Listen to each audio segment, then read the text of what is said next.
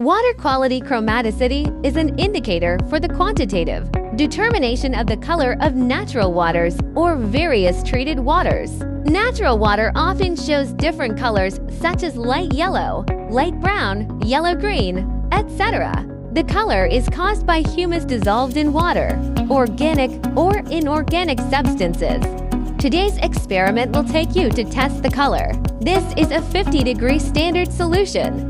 Pour the standard solution into the measuring cup. Place the PCT 600 color online analyzer in the standard solution and wait for the value to be displayed. The measured value of the equipment is 50.86, proving that the standard solution is correct and our probe test is accurate. Clean the probe and then test the solution to be tested. Pour the solution to be tested into the measuring cup. The first static measurement is 12.98. Continue testing. Now the stable value is 12.82. Continue the third measurement.